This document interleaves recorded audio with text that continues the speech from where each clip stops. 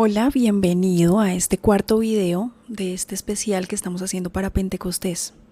Ya hoy se me está acabando la luz del día, pero espero alcanzar a poder grabar este video con una buena calidad de luz. No soy muy especial, muy experta en estos temas, pero pues espero que se vea bien. Te doy la bienvenida. Estamos haciendo este grupo de videos con el ánimo de reflexionar en torno a los dones del Espíritu Santo. Hoy vamos a avanzar un poco más sobre el don de consejo. Y bueno, antes de empezar con el estudio de este don, quisiera profundizar un poco más en lo que es realmente el hilo conductor de nuestros videos y de este especial. Este hilo conductor que es completamente válido y que conecta, por supuesto, todos nuestros videos. Se trata de qué es un don, qué es el don del Espíritu Santo. Entonces, vamos a concretar, hemos dado algunas ideas, hemos dado algunos ejemplos, hemos dicho palabras claves, de pronto frases bien estructuradas, pero mi intención es crear de pronto un marco conceptual, tal vez espero ser mucho más clara. Le pido entonces al Espíritu Santo que descienda sobre nosotros, que nos dé la capacidad de transmitir su mensaje, también de recibir su mensaje y que nos llene de su amor, que sea para la gloria de Dios y para el crecimiento de la iglesia. Amén. Bueno, iniciemos. Cuando hablamos del don del Espíritu Santo, pues hablamos de un don que toma control del alma. En donde el Espíritu Santo se vuelve en el alma la única causa motora. Quiere decir que el alma queda a disposición completa y total del Espíritu Santo. El don del Espíritu Santo no es una gracia simple, una gracia natural, no es una gracia instrumental, es un don sobrenatural. Aunque empieza siendo una gracia natural, empieza a verse, a permearse a través de las gracias y de las virtudes en el alma del ser humano. Un don del Espíritu Santo no es una emoción que anda por ahí en el aire, no es una emoción que se nos pega solamente con hablar con alguien o con acercarnos a alguien, pero sí sirve, o aunque también sirva, para que este tipo de cosas sean herramientas para que el Espíritu Santo se manifieste en forma eventual. Un don es un hábito sobrenatural que está en pleno control del Espíritu Santo y que se sirve de nuestra disposición para actuar en nuestra alma, en el alma del ser humano. No depende de nosotros su aparición. Ningún ser humano puede controlar los dones del Espíritu Santo. No depende de nosotros. No es a causa de nuestra inspiración. Solamente depende de nosotros prepararnos para poder recibirlo y disponernos a que Él habite, a que Él actúe, a que Él se presente. El camino hacia la consecución del don se trabaja laboriosamente, porque implica una continua práctica del buen obrar. No todos los seres humanos trabajamos y manejamos y conducimos y trabajamos laboriosamente este mismo camino de la misma manera. Puesto que todos tenemos virtudes diferentes, puesto que todos tenemos cruces diferentes y puesto que todos somos tentados de una manera diferente.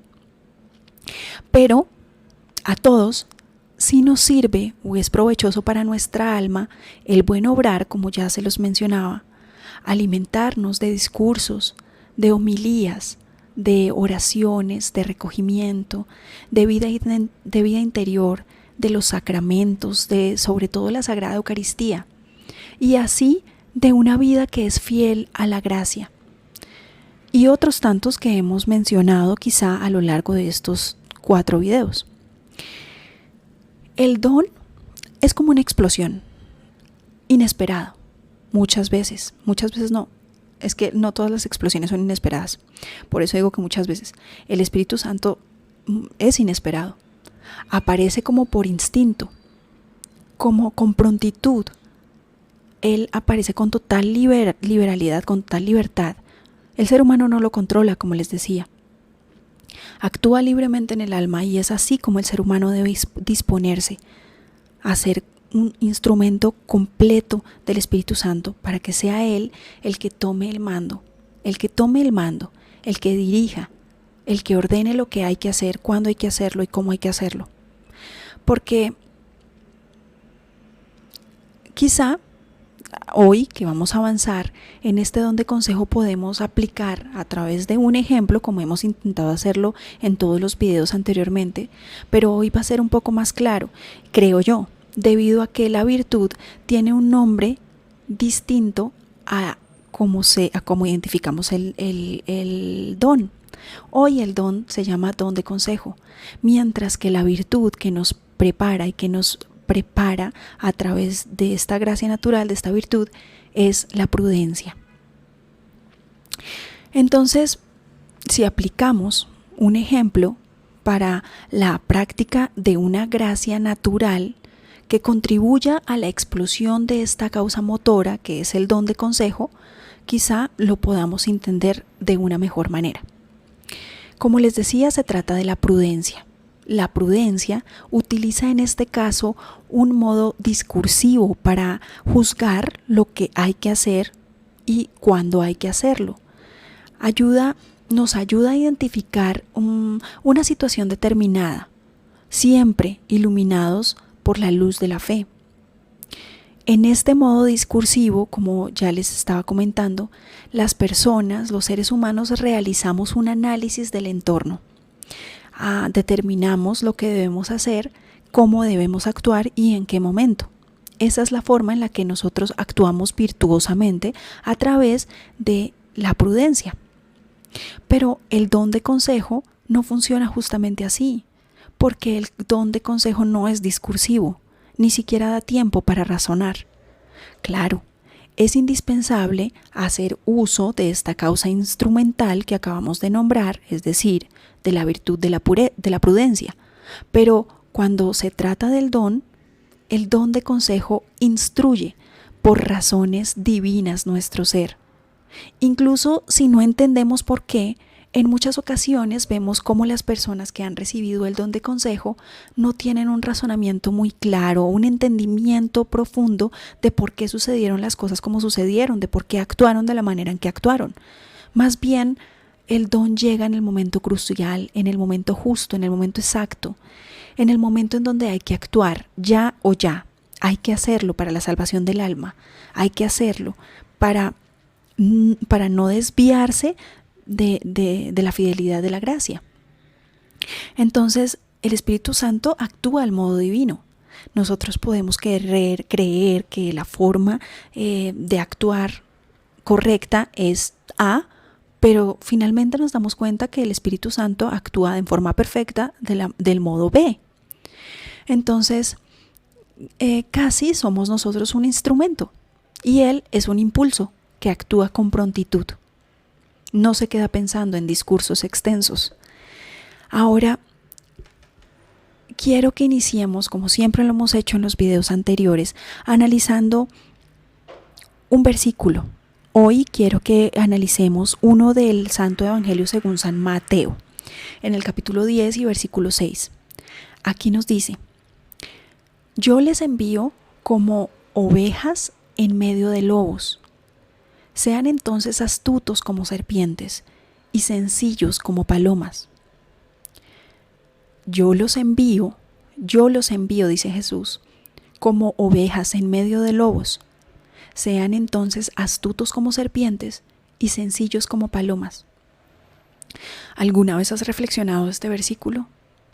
¿Alguna vez lo has leído antes y te has puesto a pensar en él y has meditado y le has hablado a Jesús y le has preguntado cómo puedes aplicar o de qué se trata, qué quería transmitir, qué quería decirte? Yo me lo he llegado a preguntar en oración.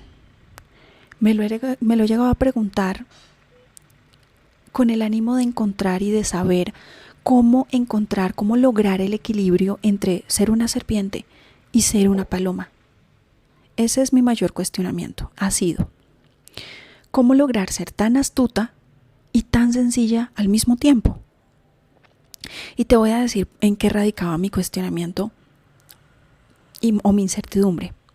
Y era porque la primera interpretación que yo tenía de este versículo era que había un contraste entre algo bueno y algo malo, entre un comportamiento que tenía la serpiente y otro que tenía la paloma. Para mí la serpiente era astuta, era como mala, y la paloma era buena, era como mansa o como mensa, yo pensaba. Entonces yo le preguntaba al Espíritu Santo, le preguntaba a Jesucristo cómo usar estas herramientas, cómo usar el bien. De hecho, había una contradicción en mi interior porque yo decía, ¿cómo va a ser posible que Jesucristo me dice que tengo que actuar astuta como serpiente? O sea, ¿tengo que ser mala? ¿Tengo que utilizar las herramientas del mal? Bueno, puedo utilizar las herramientas del mal siendo buena. Era como mi cuestionamiento. Con el fin de que no se aprovechen de mí. El todo es que pues el fin es bueno y puedo utilizar unos medios de una forma correcta, así que pues al final no terminará siendo malo. Esa era mi análisis inicialmente. Y pues, bueno, creo que ya me conoces lo bastante, sabes que no soy exégeta, no soy biblista y pues tampoco hago unos estudios de días o de horas previos a hacer este video contigo. Hago oración y lo que sí hago es más bien un estudio como una lección divina. Y le pido al Espíritu Santo que me ayude a entender, que me ayude a discernir, que me ayude también a aportar en algo a tu propio crecimiento a través del trabajo que hago en mi interior. Anhelo que te pueda servir. Entonces, bueno, además de todo esto, pues yo siempre he tratado de buscar alguna fuente para construir algo de conocimiento adicional. Yo estudié negocios internacionales y siempre me acostumbré a buscar el conocimiento de acuerdo a mis propios intereses.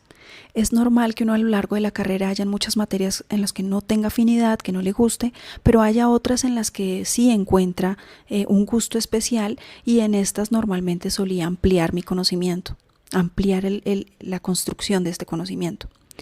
Y pues yo como que me acomodé, me acostumbré a esto y eso es lo que yo hago normalmente. Incluso ahora cuando estoy en los caminos del Señor y hago algunos estudios sobre la Sagrada Escritura, sobre la teología del cuerpo que estoy profundizando, normalmente hago eso. Amplío mi conocimiento en algo que me llama mucho la atención y trato de construir conocimiento. Esta vez busqué para analizar, para ampliar mi interpretación sobre este versículo, busqué en el diccionario de la Real Academia de la Lengua Española estas dos palabras. ¿Qué significa astuto y qué significa sencillo?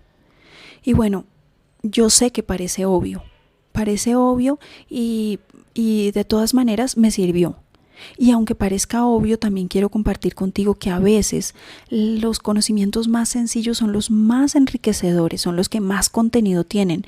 Y no sé por qué, pero ayudan a apalancar de una manera impresionante las interpretaciones. Así que, pues es obvio, pero me sirvió muchísimo. Bueno, ¿qué encontré? Encontré la palabra astuto que pues implica la astucia, por supuesto. ¿Y qué es la astucia? La astucia es una habilidad que se utiliza para engañar o para evitar el engaño, o también para lograr artificiosamente cualquier fin. Escúchese bien, dice que artificiosamente. Un cristiano, yo concluyo que un cristiano no buscaría engañar, si no, no sería cristiano. Un cristiano más bien buscaría evitar el engaño a través del uso de la verdad. Esta sería la forma artificiosa de conseguir el fin, la verdad. Pero la parte del significado en la que implica astucia o habilidad para lograr un fin mediante una estrategia previamente planeada, pensada, estructurada, pues eso ya es todo un talento. Y aclaremos algo antes de continuar, y es que la interpretación de cualquier palabra de nuestro Señor Jesucristo no es absoluta en cuanto a que Dios habla a cada alma en forma diferente, en un momento diferente de su vida y con el mismo versículo. El mismo versículo te habla diferente a ti de lo que me habla a mí. Lo que es una verdad absoluta es que Dios siempre tiene una palabra para ti, siempre tiene una palabra para mí, para el momento de la vida en la que vivimos. Pero volvamos entonces a la habilidad de la astucia. Cuando se habla de negociación, se habla pues de influir en el otro. Es un proceso en el que lo que yo busco es lograr que la otra persona actúe de tal manera o termine actuando en favor de mis propios deseos. Es un trabajo de influenciar, es un trabajo de persuadir, es un trabajo de buscar beneficios comunes, pero si somos francos, hasta en el término primario indica un beneficio personal, una persuasión que busque un objetivo que yo consiga. Muchas veces estos objetivos no son comunes, y ahí es donde el nivel de negociación y de persuasión pues tiene que estar más afinada en los negociadores, y allí es donde la experiencia y otros conocimientos pues se ven reflejados en la consecución del objetivo. Yo te confieso que incluso en la experiencia que yo adquirí en los años profesionales en los que pude observar negociaciones internacionales en vivo y en directo de personas de diferentes partes del mundo, yo logré entender que en la práctica, el instinto predomina, incluso por encima del razonamiento y por encima de la capacidad discursiva de las personas.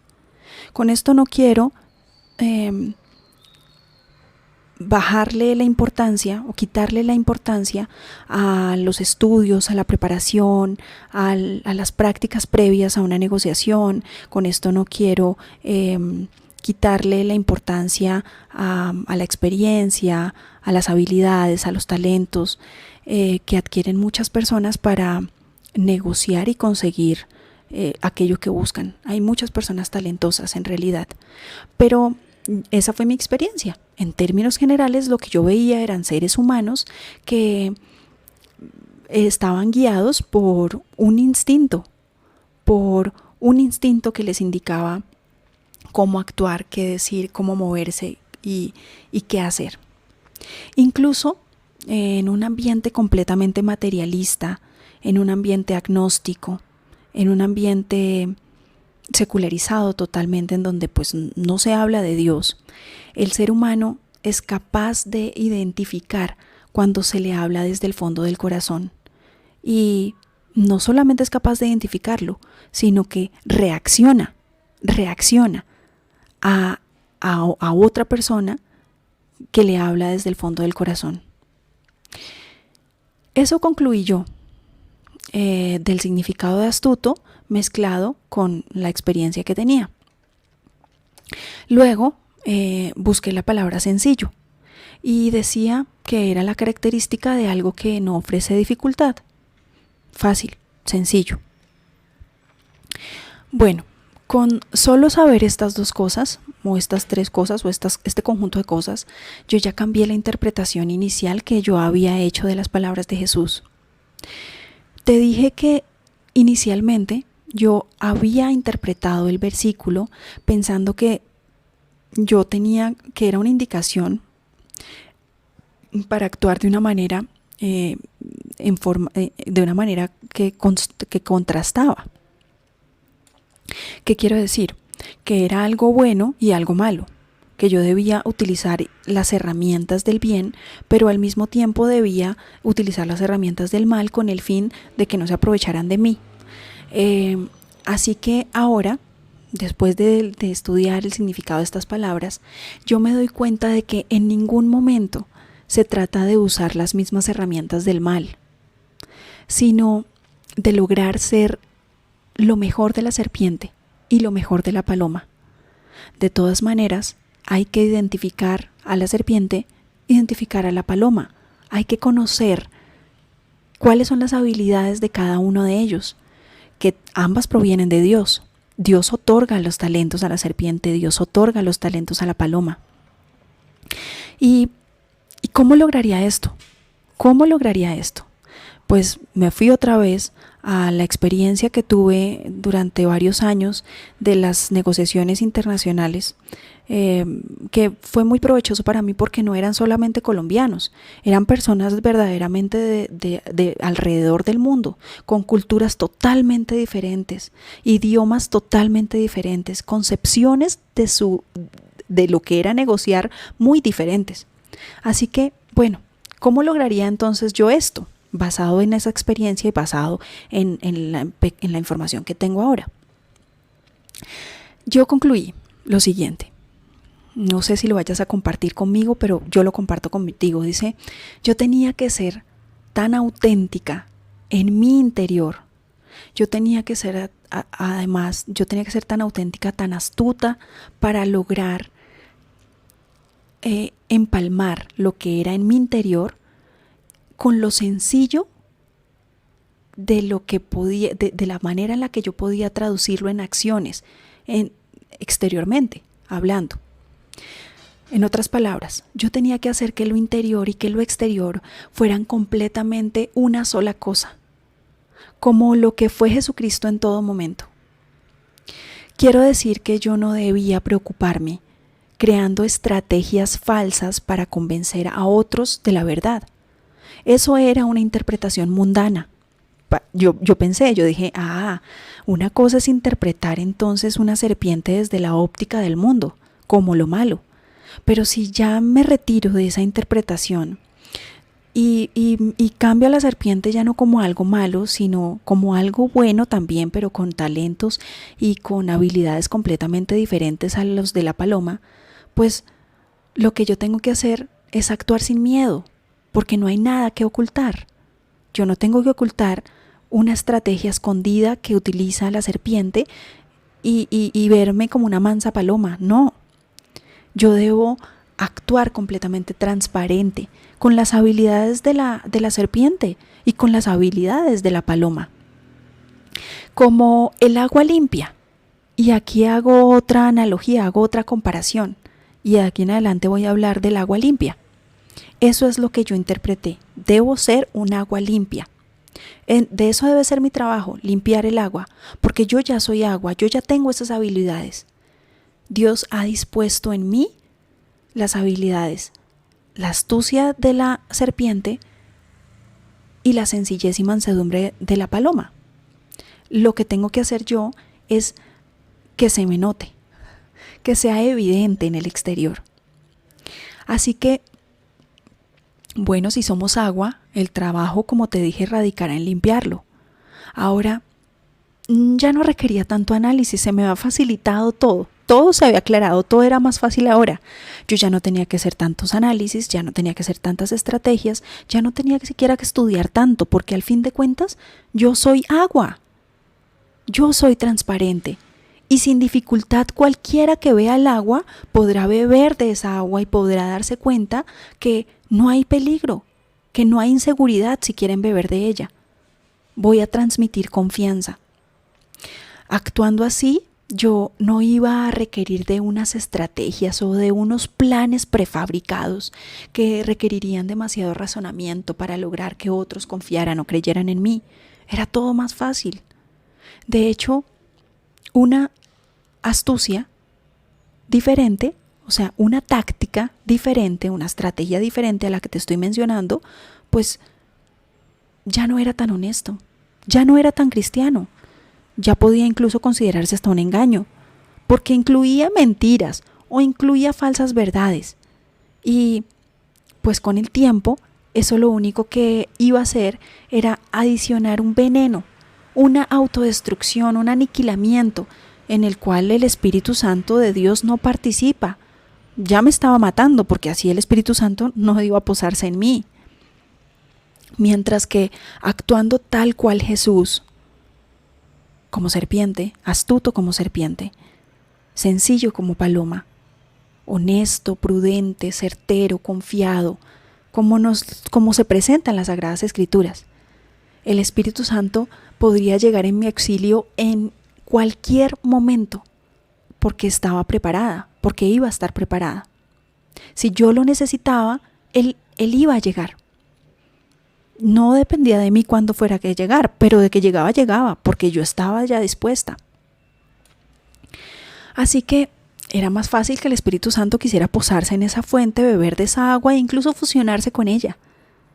Más sencillo. Claro, no faltaría, y escúchame bien, este es el gran temor de nosotros los seres humanos en todo el aspecto. No faltaría quien quisiera venir a contaminar el agua, quien quisiera venir a robarme, quien quisiera venir a defraudarme, a engañarme, a engañarme.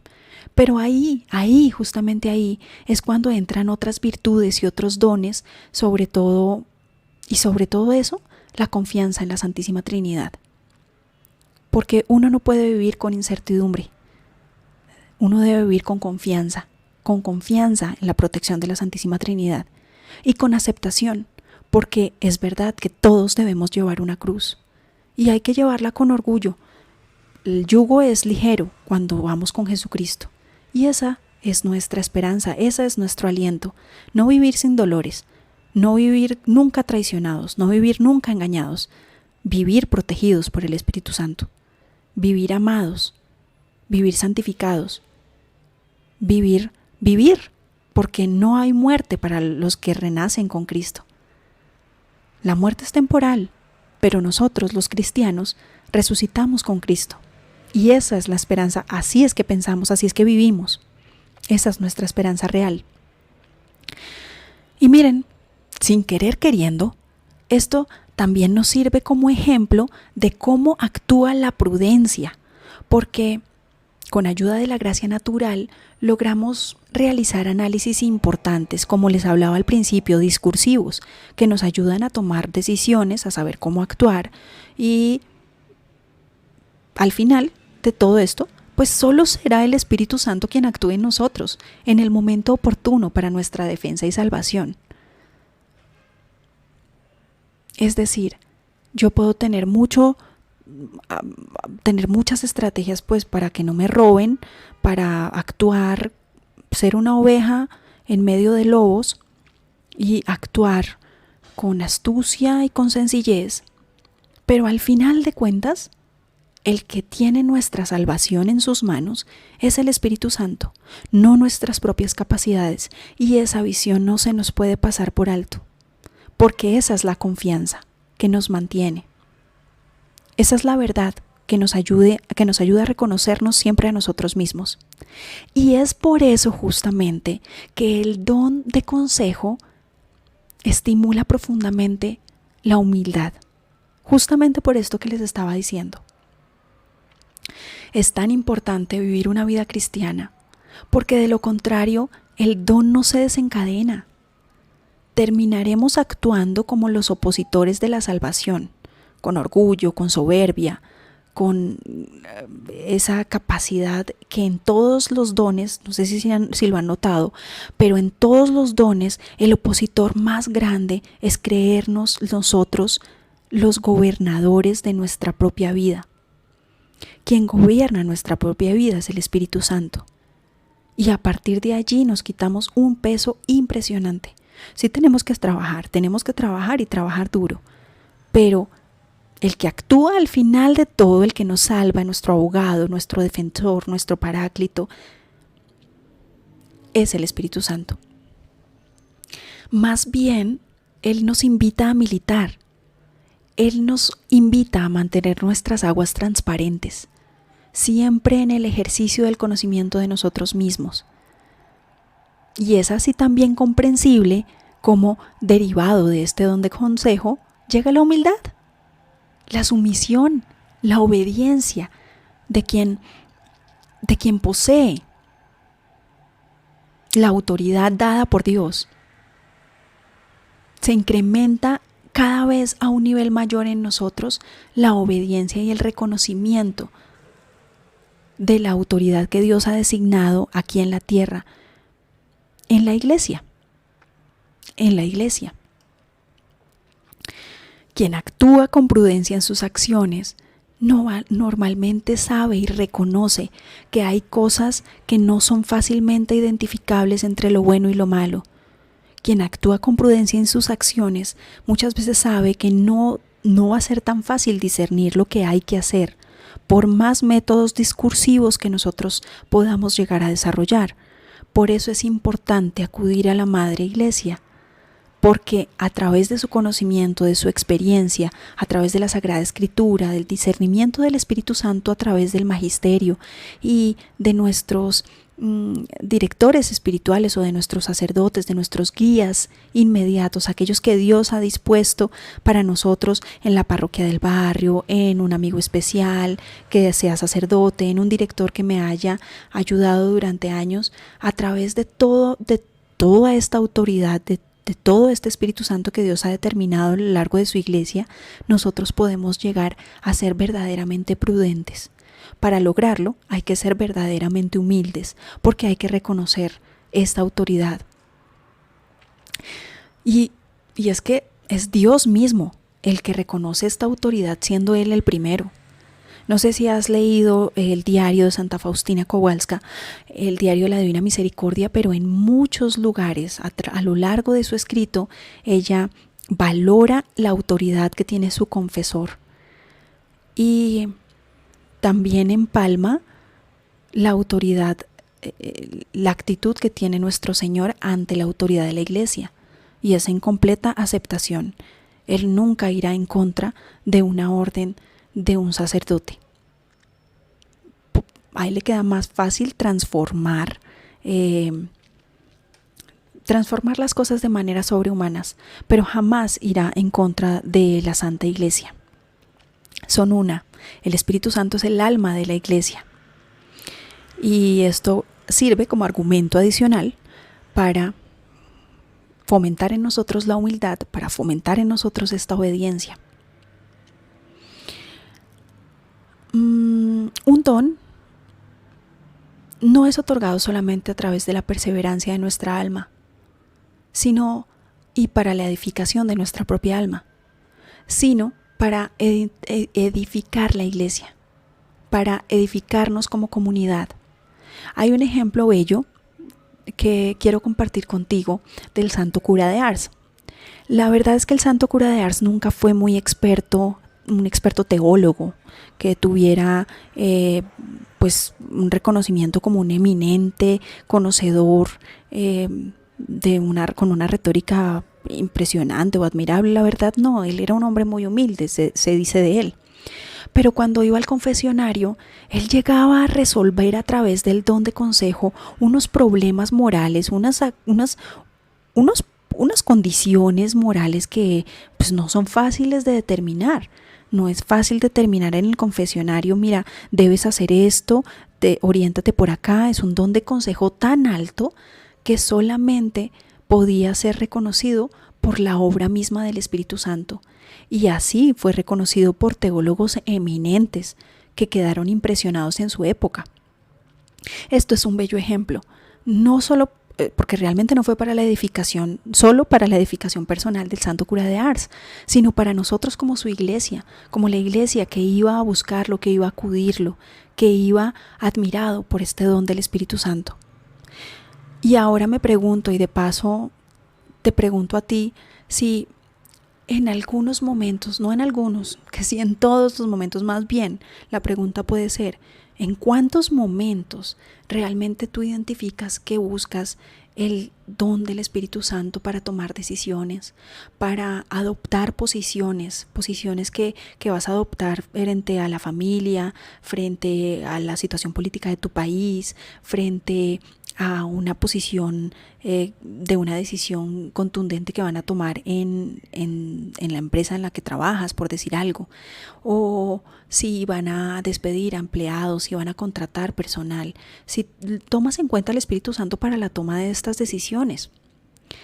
Esto es como una reflexión que hago para pues, que compartas en tu interior, para tocar en el fondo una pequeña reflexión de cuánto necesitamos y de cuánto ejecutamos realmente esa solicitud del Espíritu Santo diariamente en nuestras vidas.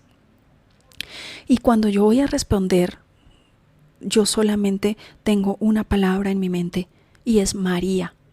Para mí María es la reina de la humildad y solo a través de ella puedo llegar a conseguir siquiera el hábito de pensar en el Espíritu Santo cuando necesito tomar una decisión. No sé si tú te has consagrado a la Santísima Virgen María, pero hay un método que es el más famoso, el más usado, el más utilizado, que es el método San Luis María Griñón de Montfort. Este santo lo que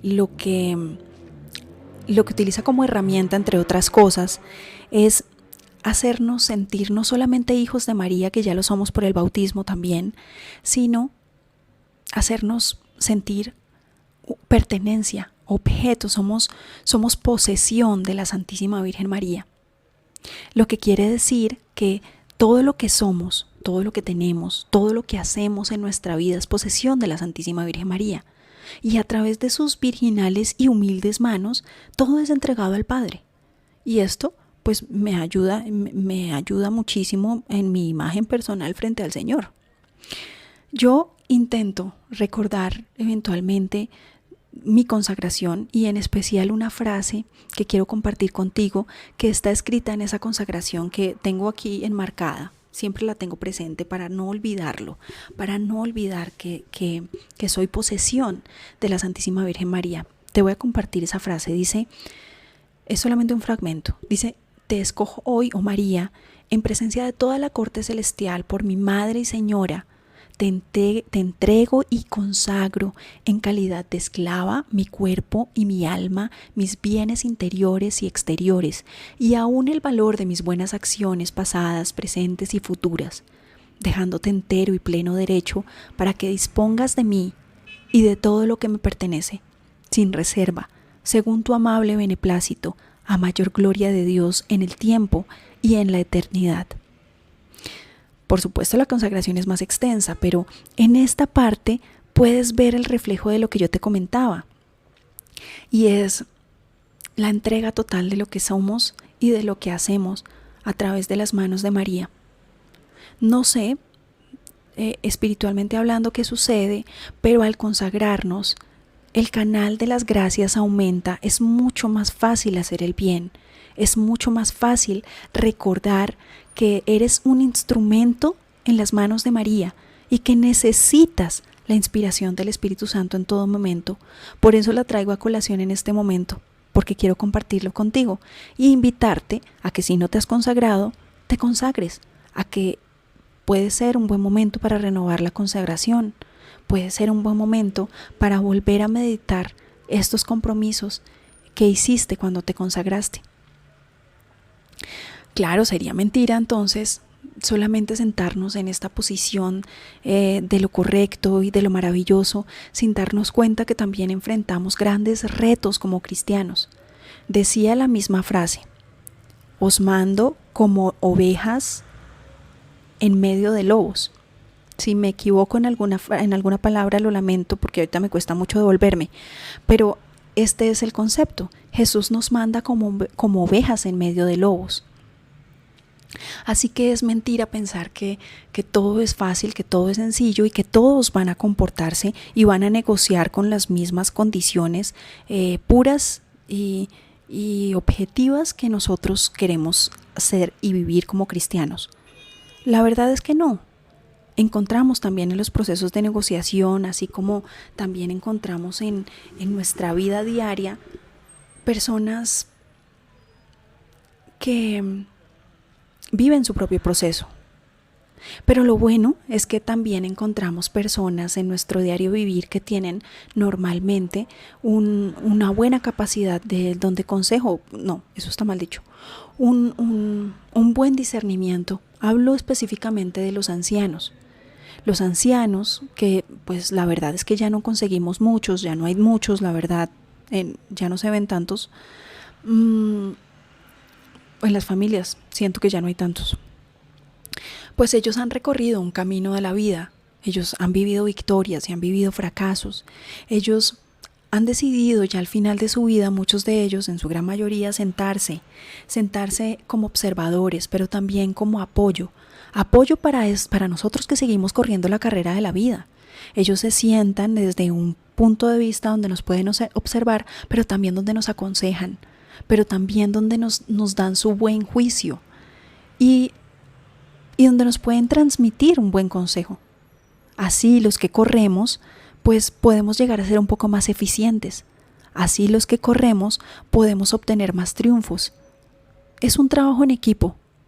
Y quieres que te diga una cosa, muchas veces los ancianos ni siquiera necesitan hablar, porque con observar nosotros su propia vida, con escuchar lo que ellos vivieron, cómo lo vivieron, nosotros ya podemos entender y saber lo que no debemos hacer en muchos casos y lo que sí debemos hacer en muchos otros casos, o específicamente en qué debemos tener cuidados. Solo se trata de ser buenos oyentes, de oír bien, de oír sabiamente, sin menospreciar lo que tienen por decirnos, porque es que lo peor que podemos hacer nosotros con el Espíritu es menospreciarlo, es rechazarlo, porque si por un lado estamos orando de rodillas ante el Señor, que es muy valioso, pero por el otro lado no somos capaces de percibir que Él nos habla también a través de lo que nos rodea, pues tenemos que seguir afinando nuestro oído.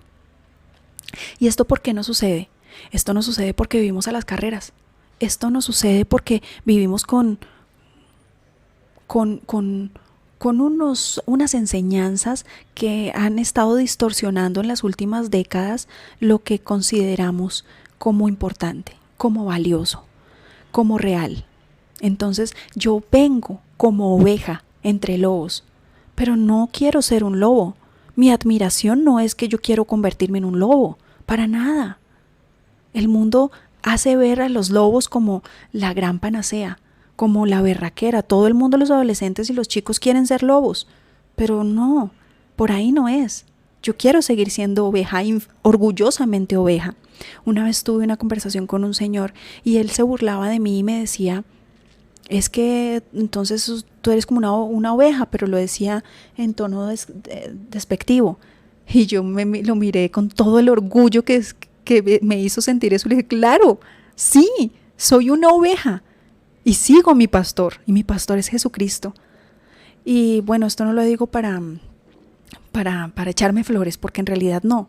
Así como he tenido momentos de luz, he tenido momentos de oscuridad bastantes, pero pues qué bonito es compartir con ustedes los pequeños momentos de luz en los que he podido defenderlo.